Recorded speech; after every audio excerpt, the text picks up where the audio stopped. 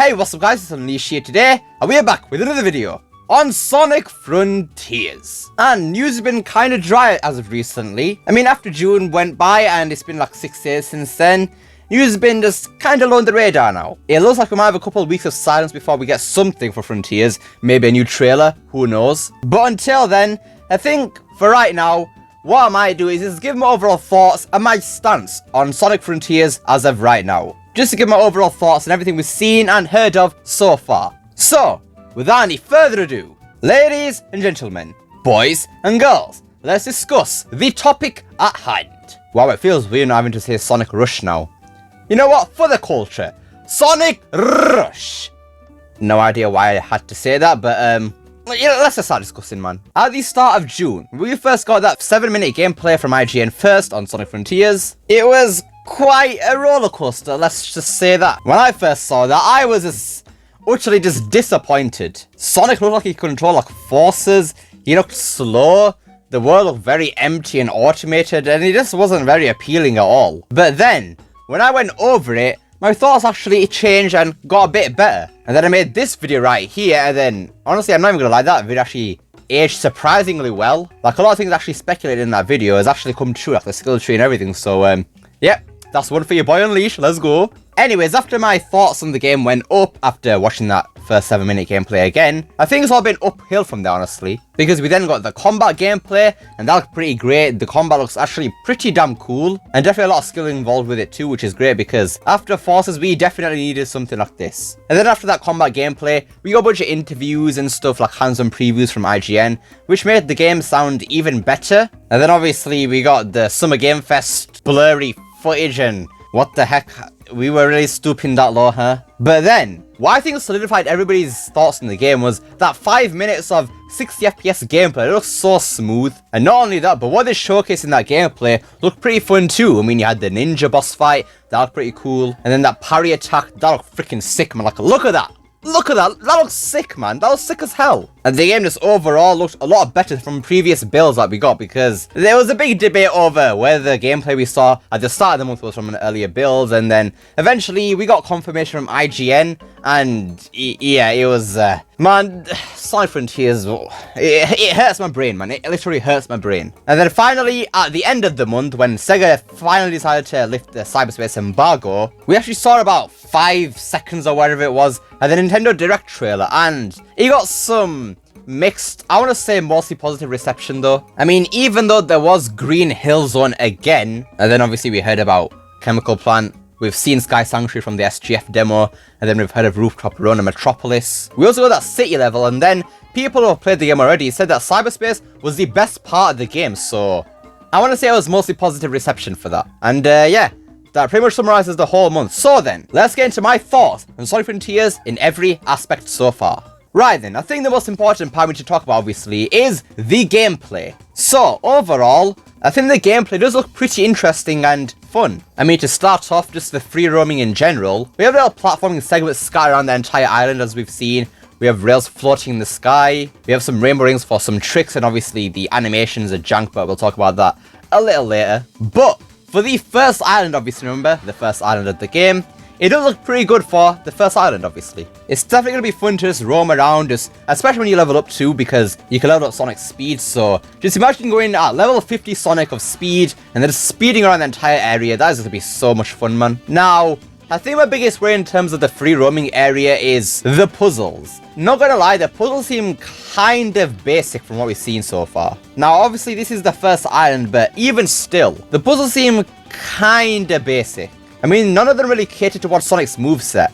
I think the only ones we've seen that actually do involve Sonic's moveset is the torch one where you take out the flames on the torch using the side loop, and then obviously the one where you homie attack the platforms to make them rise so that you can platform onto them to reach the switch. Apart from those two, the rest isn't really all that good. I'm just hoping that they actually make some of the puzzles cater towards Sonic's moveset. That's all I ask, honestly. If they're fun and involve Sonic's moveset and don't feel like you're just slapping any other game and it would still work, then I'll be fine with it. Though I do want them to get a bit challenging too. Make them actually test your skills. Right then, the combat of Sonic Frontiers is still looking pretty fire, honestly. At first I was kind of just like, oh, it looks cool, might be fun. But then as we got more enemies and stuff like that, it looked a lot more fun than what I initially anticipated. I'm really digging the amount of moves and things you can do with Sonic's moveset here. I mean, you got the dodging, the parry attack, the crazy kick things in the air and everything. You got your basic punching. This thing that looks so bloody cool. Why does that look so cool, man?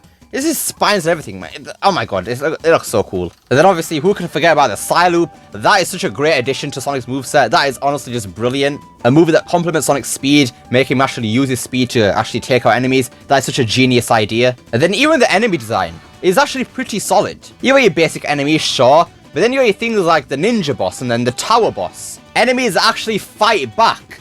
God, how long has it been, man? And then you got the Asura. Not gonna lie, the Asura is kind of a bit janky with the boost pads rolling up his arm and everything, but overall, still some pretty cool enemy design here, not gonna lie. If they can keep this up and vary the enemies throughout the entire game as we go forward on different islands and everything like that, this is gonna be just fantastic, man. Right, for the final part of the gameplay is Sonic's control. Now, it's very evident that they've actually just taken Force's control and just tweaked it a bit to make it work for this open world, and honestly, I think they've done a decent job at it, not gonna lie. I mean, it's a heck of a lot better than what they did with Forces, where they just took the Lost World control and slapped it into a boost game, because Forces controls awfully, I'm just gonna say that right now. Worst control in any 3D Sonic game ever. But for Frontiers, they've actually managed to nail Sonic's control pretty damn well. I mean, when was the last time you saw Sonic running in a perfect circle very easily? Exactly. From what we've heard too, the controls are very tight, and now that Sonic has a diverse moveset, it's going to make traversing this world even better. I mean, you got the wall running, and even though the wall running does seem a bit automated, it's still there. And you have to remember too, Sonic's moveset can actually be upgraded because you got the skill tree too. And we even know about drop dash in the game, so man, we've seen nothing yet. It's just great to see that we actually have some good control for Sonic again. Like, it's just brilliant, man, honestly. Right then, onto the visuals of Sonic Frontiers and my thoughts on them. From a graphic standpoint, it is absolutely beautiful. Definitely, without a doubt, the best looking Sonic game ever. Like, come on, Sonic Unleashed does not even come close to this anymore. I mean, sure, people had their debates with Forces versus Unleashed, but with Frontiers, like, are you kidding me? Like, come on. Even with the art style factored in here, Frontier looks miles better. You got the high quality textures, the lighting is fantastic, man. Then you got the different times of day. These night screenshots look so dope. And then this sunset one too, like wherever that is, that looks flipping sick. Then you got the different weather too. The rain effects are so cool. And just overall, from a graphic standpoint, Frontiers is just fantastic, man. Absolutely insane. It's great to see that Sega are actually pushing graphics for Sonic now. We've been waiting 14 years since Sonic Unleashed for this. And my god, is it beautiful. But from a visual standpoint, that's when things get a bit, And this is mostly to do with the animation and the pop-in. Now, definitely, the earlier builds of Sonic Frontiers, the pop-in was awful there. But in the recent builds of Sonic Frontiers we've seen, the pop-in doesn't look too bad, actually. It's definitely been improving, which is great. But unfortunately, Sonic's animations specifically aren't looking too great. I don't know why they slept on Sonic's animation, because if you look at the Ninja, for example, that's good. That's good animation. Look how smooth that is. That is brilliant animation right there. But then when we look at Sonic, it's like, what happened here? It's definitely been inspired from Forces, but tweaked to make it look a lot better. But it isn't really as smooth as it should be. Honestly, the worst thing here is those trick animations, man. And that is the worst thing here. I mean, sure, Sonic does just stand in the air during combat and everything. But to me, it doesn't look as bad as those trick animations. And honestly, it's not that the trick animations look terrible. It's just that they play way too quickly. They play for a split second, then they're just gone back to the falling animation again. Like, God, I said in my video a couple of weeks back too. But Sega really needs to slow those animations down a bit. Just slow them down a bit. Come on. Just give them some time to play. Just look at Generations for some inspiration, would you please? But honestly, I'm going to be honest here. In terms of Sonic's combat animations, I think they look pretty solid for the most part. I mean, you got this thing, wherever that is supposed to be. But then things such as the kicking thing, that looks pretty cool. They actually managed to stretch Sonic's limbs, which is great. And then even if the kicks and the punches look pretty stiff, I think they look fine personally. They look a lot better when they're sped up to do things like this. That animation looks a lot better in my opinion. It works much better when it's sped up. But yeah, as a whole, visually, the game needs some work in terms of animation, stuff like that. Well, for Sonic anyways, enemy animation looks pretty solid. But graphically, Frontiers has smashed it out of the park, man. Absolutely beautiful. Right then.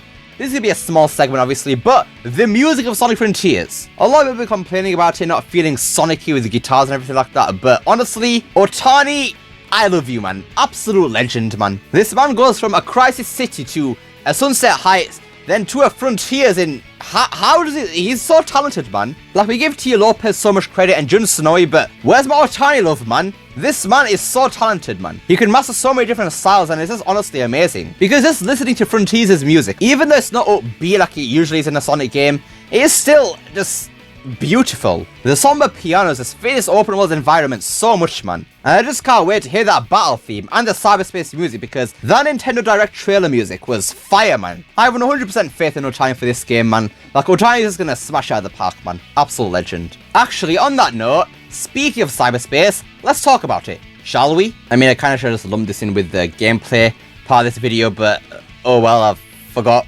Oops. Right, I think so far Cyberspace isn't looking all that great, if I'm being totally honest here. I mean, from the leaked footage from the SGF demo, it is looking quite linear and kind of basic, akin to Sonic Forces in a way, but just a bit better. But then from people who have played the game, they've said Cyberspace is the highlight of the game, and it's on levels of Sonic Unleashed and Generations, so I don't know, man. I don't know what to believe. I mean, we know that Green Hill is the start of the game, like the tutorial of the game, but I think Game Informer said that Green Hill appears twice, so that means we have 2 Green Hill Cyberspace levels, which is interesting. And then from that small snippet of the city gameplay we've seen, there are some multiple pathways there, which is interesting. So overall, Cyberspace, I think for right now, I'm just gonna have to see more.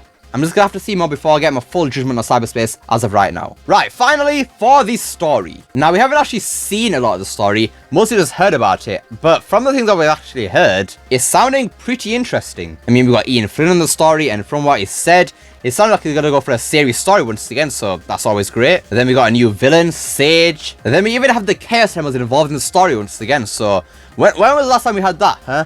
Sonic Generations, like 11 years ago. Wow. See, I do have a lot of faith in the story, not gonna lie. I mean, Pondak and Graph are gone, so no need to worry about meta error jokes and Baldy McNose hair ever again.